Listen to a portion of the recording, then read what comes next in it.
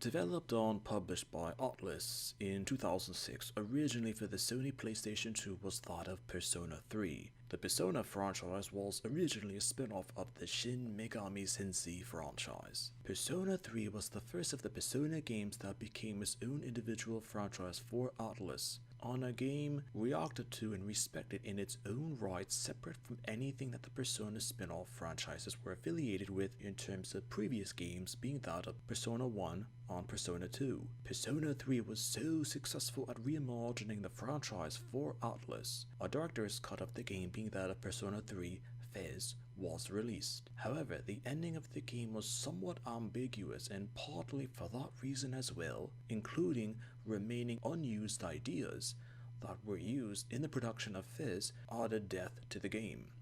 Another side version of Persona 3 was that of Persona 3 Portable, released for the PlayStation Portable in 2009. Persona 3 Portable was notable in the fact that aside from minor improvements to the game, it introduced a female protagonist that the player could act as within the game. Besides Persona 2, this was technically the only time in Atlas's 25-year history of the Persona franchise, from Persona 1 through Persona 5 and all related games to the Persona franchise, that there was a main female character to be played by a player during that time. Officially, from the time of her first appearance in Persona 3 Portable to the 25th anniversary of the franchise, the character had no official name, but Japanese and American fans of the game as well as the Persona franchise in general had two names for her. The most well-known being that of Minato Arisato, and a lesser-known Hamuko Arisato. What was interesting about the female protagonist is that if the player were to experience the game through her, certain choices during the game would be vastly different, especially the social links which can be pivotal to a player's experience in the game, with the personas that they would use to help progress through the story by the player's choices. Perhaps the most crucial details were that due to the female protagonist, the concept of the game is completely, even fundamentally reversed.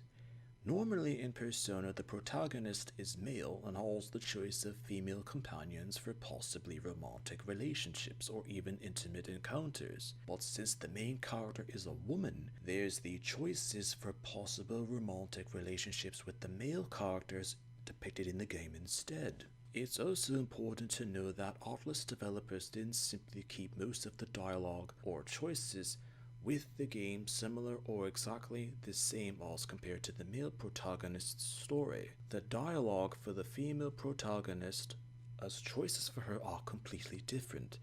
It's a whole new experience for the player, and at the time of the game's release, gamers remarked that in order to truly play or experience Persona 3, one needed to play both the Persona 3 Fez and the Persona 3 Portable games to get the full male and female point of view for the story of Persona 3. Critics as well as gamers praised Atlas for considering the sex choices for the game, as it was considered a highly enriching experience for gamers who had played Persona 3.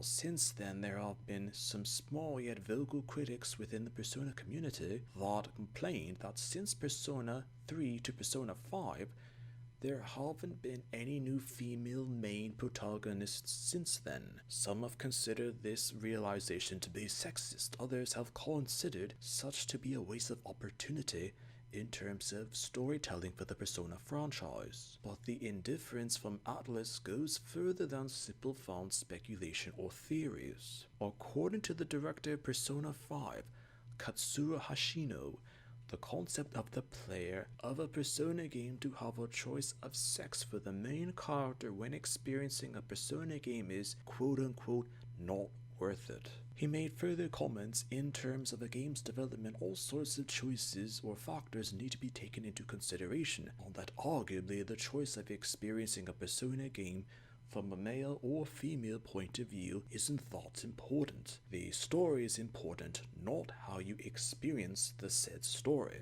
Sometimes a character could be forgotten because the story had a choice for a character to be male or female sex. On the ability to choose a gender added an extra point of view to the story.